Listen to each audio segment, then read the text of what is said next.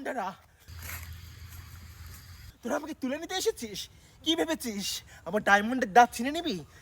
ও আয়, ও টিকিস টিকিস টিকিস।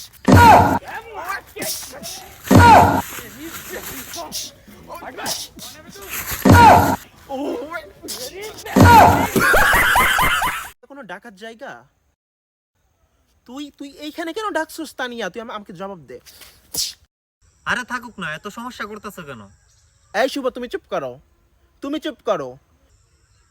তুই জানিস না শুভ আমার হাজবেন্ড, আমার বিয়ে করা হাজবেন্ড, আমার ব্যক্তিগত husband. Why you call me him? না না, আমি ডাকি নাই। তুই ডাকছ না, এটা কে ডাকছে? শুভ ডাকছে। এই শুভ, তুমি ডাকছো ওকে? আমিই ডাকছিলাম, আমার একটা পার্সোনাল দরকার ছিল।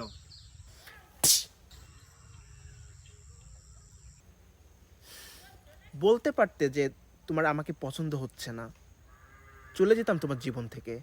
তাই বলে আমার বান্ধবী তানিয়ার সঙ্গে? ছি ছি। আরে না না, তুমি যেটা ভাবতেছো ওইটা না। কাবিনের 50 লক্ষ টাকাটা পাঠাই দিও। তোমার মতো হাজবেন্ড আমার প্রয়োজন নাই। টাকা হলে হাজবেন্ডের অভাব নাই। আর তানিয়া, তুই শুনে রাখ, হুকুন হুকুন সুগি, হুকুন নাসিনী।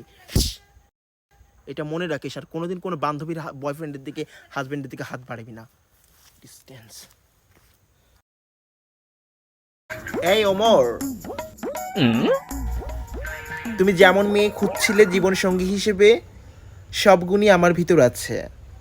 ওইটা বড় কথা না, বড় কথা হইলো তুমি কি ধার্মিক? হ্যাঁ, আমি ধার্মিক। আমি একটা ভালো পরিবারের নম্র ভদ্র মেয়ে। আর তোমাকে আমার ভালো লাগে। তোমার ভিতরও সব ভালো গুণ আছে। আচ্ছা, চলো আমরা বিয়ে করে ফেলি, তাহলে আমাদের ভালো একটা পরিবার তৈরি হবে। যদি রাজি থাকো, আমার বাড়িতে বিয়ের প্রস্তাব পাঠিও। সমস্যা নাই, তুমি এটা নিয়ে কোনো টেনশনই করো না। আমি কয়েকদিনের ভিতরেই তোমার বাসার মধ্যে প্রস্তাব পাঠাইতেছি। আসসালামু আলাইকুম। ওয়ালাইকুম সালাম।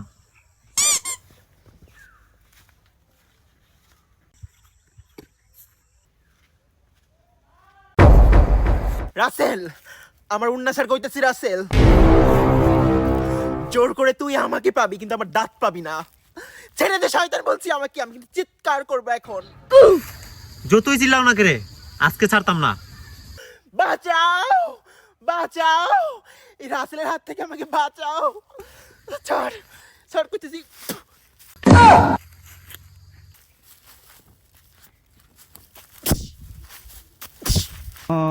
এই দাঁতের জন্য তুই আমাকে ভালোবাসার নাটক করে এখানে নিয়ে এসেছিস? আমাকে পাবি, আমার দেহ পাবি, কিন্তু আমার দাঁত পাবি না।